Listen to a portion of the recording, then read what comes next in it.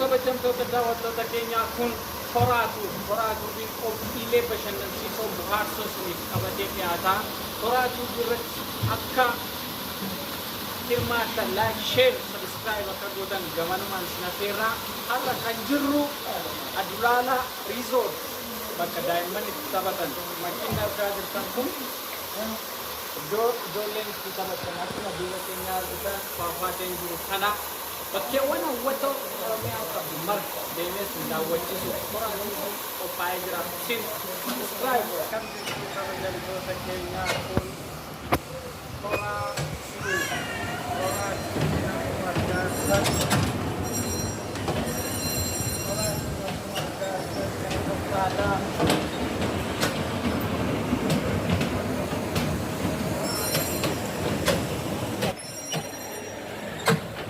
horaatu horaatu bakkuma argitanii bakki argamnu loojii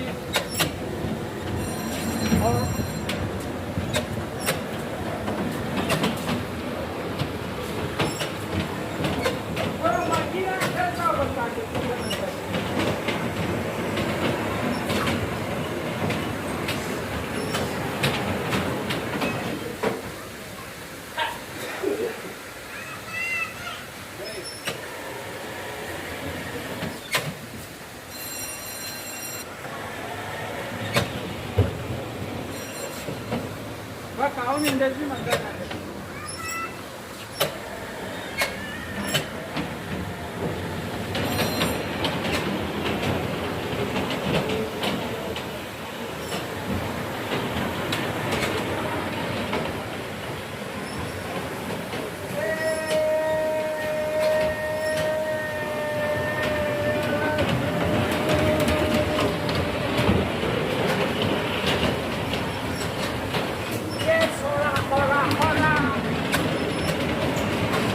Jirtu daawwattoota horaatu Jibuutii irraa kaasee kunoo amma magaalaa Bishooftuu ga'ee jira. Kanaafuu sin horaatu like subscribe godhaa. Jibuutii irraa kaanee baabura ittiin dhufne amma sin daawwachiifnaa nu faana turaa isiniin jenna.